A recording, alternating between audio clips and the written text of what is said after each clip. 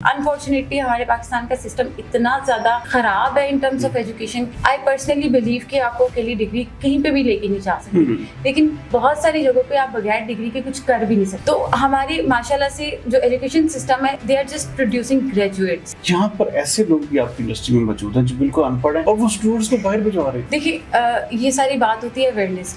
आप जब हम लोगों से इंटरेक्ट करते हैं और पाकिस्तान में बहुत सारी सिटीज और बहुत सारी जगहों की जो वो क्या कहते हैं रिचुअल्स या उनके जो प्रैक्टिसेस है वो ये कि दे प्रेफर कि अच्छा वो उसको जानता है, ओके फाइन, मतलब दे डोंट सी कि आपका एक्सपीरियंस क्या है क्या नहीं। पहली बात आपका अपना एक्सपीरियंस क्या है। अगेन वही वाली बात है कि आप उन फेजेस से गुजरे हो कि आपको पता है कि ये बच्चों को प्लेस कैसे करना है, इसको काउंसिल कैसे करना है। बच्चे को प्लेस करना बाद में आता, पहली बात उसकी काउंसलिंग आती है कि आपने उसको किस तरह से काउंसिल किया।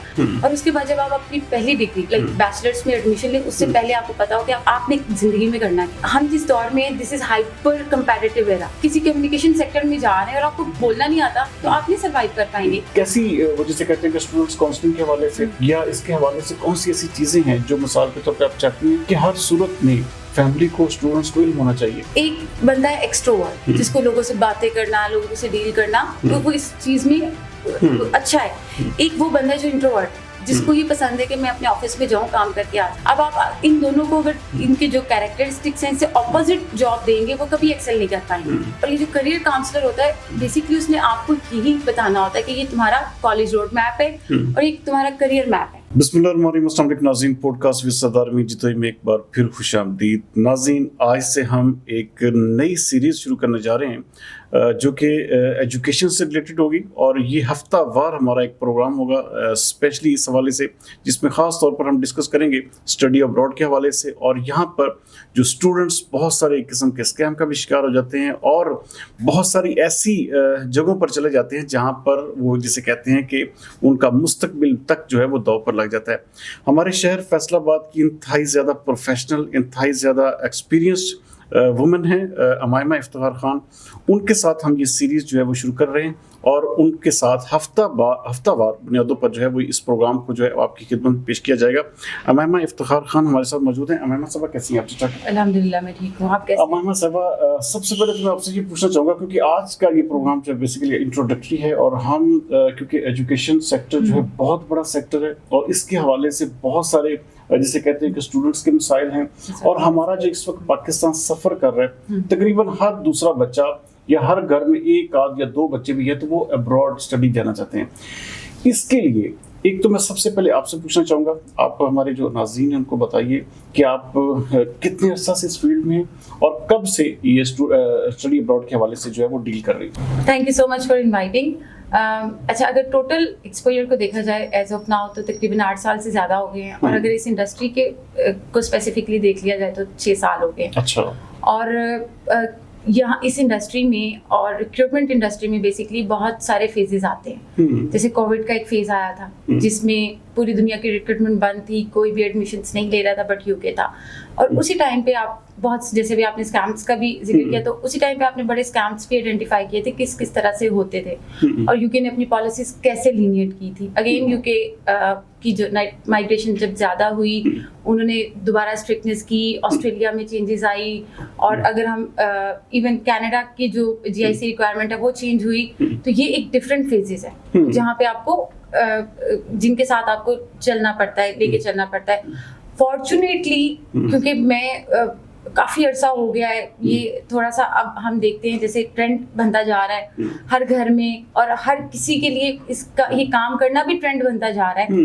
तो मुझे मतलब it's not like new work for me कि मतलब I just saw and you know तो मुझे वो सारे फेजेस से मैं गुजरी हुई हूँ। I know कि अगर कहाँ पे लूप होल है, इसको कैसे कवर किया जाता है और किस तरह से बच्चों को एक्चुअल गाइडेंस दी जाती है। अनफॉर्चुनेटली हमारे पाकिस्तान का सिस्टम इतना ज़्यादा ख़राब है इन टर्म्स ऑफ एजुकेशन के यहाँ पे आप देखिए, मैं मतलब आई पर्सनली बिलीव कि आपको अकेली डिग्री कहीं पे भी लेके नहीं जा सकते, लेकिन बहुत सारी जगहों पे आप बगैर डिग्री के कुछ कर भी नहीं सकते। ठीक है, तो हमारी माशाल्लाह से जो एजुकेशन सिस्टम है, they are just producing graduates. अच्छा, बड़ी पढ़ी लिखी खातून है, आपको देख के भी एक किस्म का वो एहसास होता है। यहाँ पर ऐसे लोग भी आपकी इंडस्ट्री में मौजूद हैं जो बिल्कुल अनपढ़ हैं और वो स्टूडेंट्स को बाहर भिजवा रहे हैं। और मुझे ये देख के बड़ी जिसे कहते हैं हैरत भी होती है कि भाई कैसे वो स्टूडेंट्स होंगे, उनके माँ बाप या उनके किस्म के जो वो उनको जो गाइड करने वाले हैं, तो वो किस तरह के लोग। अच्छा, इन चीजों से छुटकारा पाने के लिए आपके पास क्या विजन है, क्या प्लान है? देखिए, ये सारी बात होती है अवेयरनेस की। आप जब हम लोगों से इंटरेक्ट करते हैं और पाकिस्तान में बहुत सारी सिटीज और बहुत सारी जगहों की जो वो क्या कहते हैं रिचुअल्स या उनके जो प्रैक्टिसेस है वो ये कि दे प्रेफर कि अच्छा वो उसको जानता है, ओके फाइन। मतलब दे डोंट सी कि आपका एक्सपीरियंस क्या है क्या नहीं। अभी जैसे आप माशाल्लाह से खुद भी अपनी इंडस्ट्री में लीड कर रहे हैं, आपको इस चीज़ का आइडिया है कि यहाँ पे ट्रेंड्स को फॉलो किया जाता है। लेट्स से अगर वो देखेंगे जर्नलिज्म एक बूम पे जा रहा है, नो मैटर व्हाट सब कैमरा लेके पकड़ के बैठ जाएंगे। ये ब्लॉगिंग भी ऐसी ही है और ये भी इसी तरह से। एक्सपीरियंस आपका तब होता है जब आपने हर तरह के फेजेस को गुजारा होता है, ठीक है। नॉट लाइक कि बस आपने एक ट्रेंड को फॉलो किया। और यहाँ पे जो लोग, जैसे आपका ये क्वेश्चन था कि बहुत सारे ऐसे लोग हैं जो खुद उनकी एजुकेशन इतनी ज्यादा नहीं होती बट वो लोगों को बाहर भेज रहे होते हैं। अब इसमें दो चीजें आ जाती हैं कि पहली बात आपका अपना एक्सपीरियंस क्या है, क्या आप अगेन वही वाली बात की कि आप उन फेजेस से गुजरे हुए हैं, क्या आपको पता है कि ये बच्चों को प्लेस कैसे करना है, इसको काउंसिल कैसे करना है, क्योंकि बच्चों का मुस्तकबिल पूरा, उनकी पूरे खानदान का मुस्तकबिल से जुड़ा होता है। यहाँ पे ना मैं एक चीज ऐड करती हूँ, यहाँ पे पता है क्या है, यहाँ पे लेट्स से हमें 2-4 यूनिवर्सिटीज का पता है, हम बच्चों को वहीं प्लेस करने की कोशिश करते हैं, ठीक है। और हम इसको काउंसलिंग कहते हैं, हालांकि काउंसलिंग ये नहीं है। बच्चे को प्लेस करना बाद में आता है। पहली बात उसकी काउंसलिंग आती है कि आपने उसको किस तरह से काउंसिल किया। अब यहाँ पे काउंसलिंग में भी एक एस्पेक्ट ये आता है, देखिए एक काउंसलिंग होती है जब बच्चा अपनी हाई स्कूल कंप्लीट कर लेगा, जब अपनी डिग्री कंप्लीट कर लेगा, ठीक है, उसके बाद आप उसको गाइड कर सकते हैं कि आप सेकंड हायर डिग्री कहाँ से करें। बट आप उसको ये नहीं कह सकते कि भाई अब तुम स्टार्टिंग में जाओ और अपनी सब एकेडमिक जो हिस्ट्री उसको चेंज कर लो। आपकी काउंसलिंग सेकेंडरी लेवल से स्टार्ट होनी चाहिए, ठीक है। और उसके बाद आप जब वो आप आपका सेशन हो, आपको पता हो कि आप कौन से सब्जेक्ट्स ले रहे हैं, आपको वेल इन्फॉर्म्ड आपका डिसीजन होना कि why I am going to pursue these subjects O levels में या मैट्रिक में। आफ्टर दैट जब आप ए लेवल्स में या इंटरमीडिएट में जाएं, अगेन आपका एक सेशन हो कि क्या जो आप पढ़ रहे हैं उसको फॉलो कर रहे हैं कि नहीं कर रहे। और उसके बाद जब आप अपनी पहली डिग्री लाइक बैचलर्स में एडमिशन ले, उससे पहले आपको पता हो कि आपने जिंदगी में करना क्या। आप हम जिस दौर में, this is hyper competitive era, ठीक है। आपके पास अगर कम स्किल्स होंगे, कम एजुकेशन होगी, इवन अगर सिर्फ एजुकेशन को देखा जाए, बहुत सारे एजुकेटेड लोग हैं जो कि इस अभी तक जॉब भी नहीं कर पा रहे। क्यों नहीं कर पा रहे? इस चीज के ऊपर मैं आपसे बड़ी डिटेल मैं चाहूंगा कि इसके ऊपर एक स्पेसिफाई अलग से प्रोग्राम किया जाए, क्योंकि बहुत सारे बच्चे इस आस पे या इस खुशफहमी में जाते हैं कि हम पढ़ेंगे भी और जॉब भी करेंगे। नहीं, पढ़ते रहते। देखिए मेरे ख्याल से आजकल के दौर में, किसी भी दौर में, आप पहले भी चले जाएं, अगर आपको बोलना नहीं आएगा, अगर आपको जो देखिए 2 तरह के स्किल्स होते हैं। एक स्किल एक जनरल स्किल होते हैं, कम्युनिकेट करना आना चाहिए, आपको अंडर प्रेशर काम करना आना चाहिए। एक जनरल स्किल होते हैं, एक स्पेसिफाइड स्किल्स होते हैं। अब अगर आप किसी कम्युनिकेशन सेक्टर में जा रहे हैं और आपको बोलना नहीं आता तो आप नहीं सर्वाइव कर पाएंगे। इसी तरह से अगर आप किसी ऐसे हर सेक्टर के अपने एक स्किल्स होते हैं, एक आपने उसको सीखना है, ठीक है। अब यहाँ पे अनफॉर्चुनेटली क्योंकि पाकिस्तान का सिस्टम थोड़ा सा और तरह का है, जिसको हम अब अगर देखें ग्रेजुएट्स तो प्रोड्यूस हो रहे हैं, बट वो उस तरह से यहाँ पे परफॉर्म नहीं कर पाते।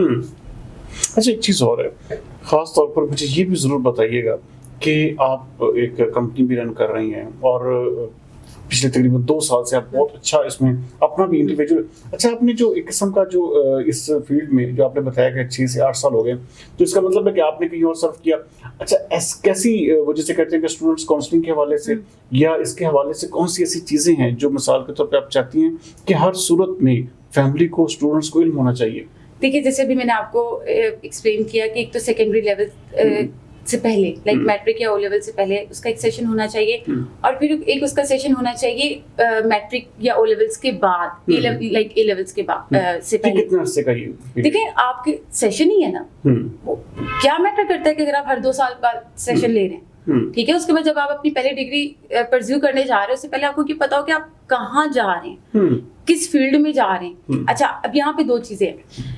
एक बंदा है एक्सट्रोवर्ट, जिसको लोगों से बातें करना, लोगों से डील करना, तो वो इस चीज में अच्छा है। एक वो बंदा है जो इंट्रोवर्ट है, जिसको ये पसंद है कि मैं अपने ऑफिस में जाऊं, काम करके आ जाऊं।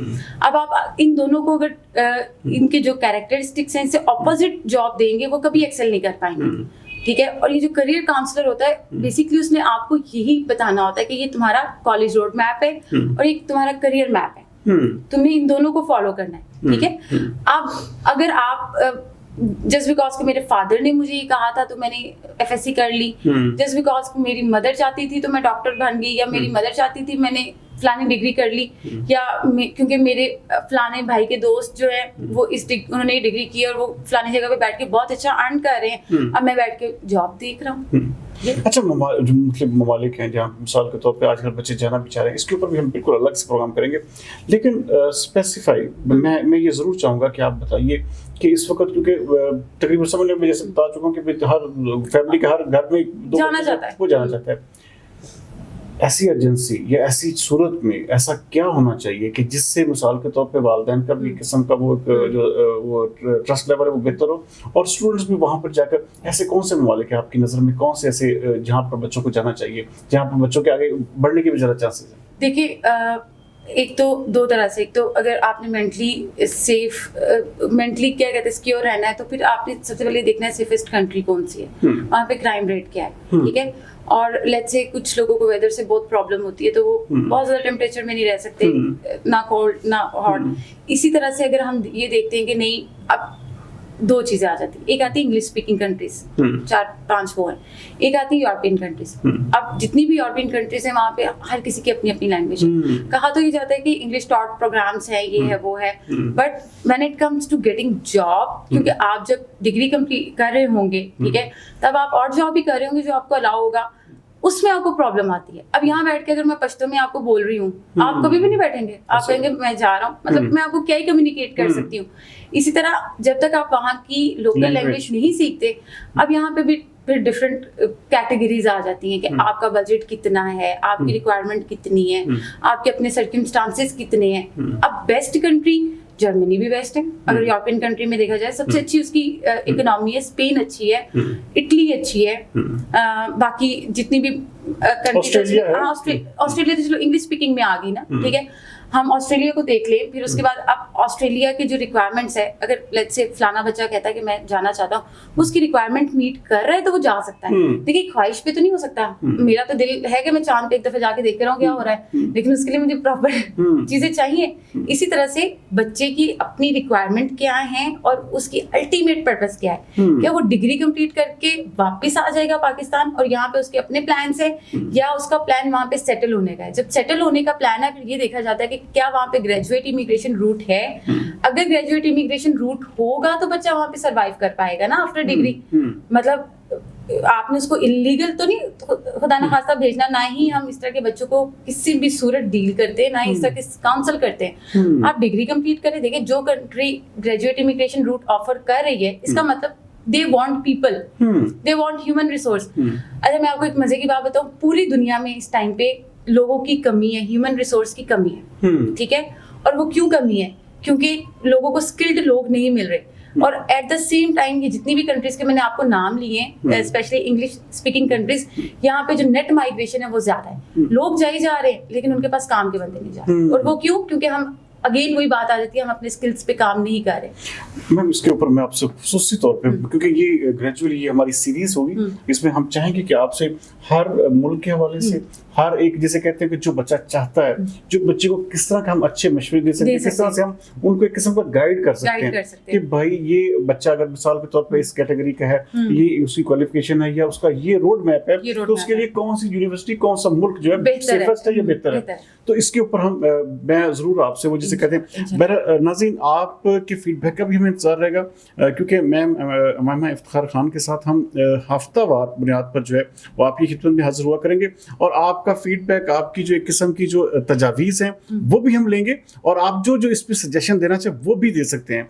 और ख़ास तौर पर क्योंकि मेरा जो इस प्रोग्राम को करने का मकसद है वो भी यही है कि हमारे जो लोग जो बेचारे, क्योंकि ये ज़िंदगी का बहुत बड़ा ख्वाब होता है किसी भी फैमिली का, जब बच्चा या बच्ची बाहर जाता है तो हम खुद, क्योंकि ज़ाहिर बात है बच्चों वाले, तो हम इस चीज़ को बहुत टची होते हैं कि भाई उनके साथ, जो उनके फ्यूचर के साथ कोई खिलवाड़ ना हो। और यहाँ पर अक्सर बेशतर यही देखने को मिलता है। और यहाँ पर बहुत सारी ऐसी चीज़ें जो एक किस्म के फ्रॉड की मद में या इस तरह की चीज़ें सामने आती है कि दिल जो है दहल जाता है। तो बहरहाल इस चीज़ के ऊपर मैं इफ्तिखार खान के साथ हम एक तफसीली जो है वो पॉइंट टू पॉइंट और कंट्री टू कंट्री और स्टूडेंट टू स्टूडेंट जो है इनके साथ प्रोग्राम्स करेंगे। उम्मीद करते हैं कि आपको ये हमारी सीरीज भी पसंद आएगी और आपकी जो एक किस्म का फीडबैक होगा वो भी हमें आगे बढ़ने में हमारा जो मावन, मुझे उम्मीद है कि साबित होगा। और जो भी टॉपिक आप लोग चाहते हैं कि हम डिस्कस करें, आप कमेंट्स में वो भी हमें बता सकते हैं। वो भी बता सकते हैं। और इसमें किसी किस्म का वो जिसे कहते हैं कि रिस्ट्रिक्शन नहीं है। आपके जो कमेंट्स होंगे वो हमारे लिए किस्म का वो मशाल राह भी होंगे। उम्मीद करते हैं कि ये सीरीज आपको पसंद भी आएगी। और अगले प्रोग्राम तक सरदार अमीन जितोई को दीजिए इजाज़त। पाकिस्तान जिंदाबाद।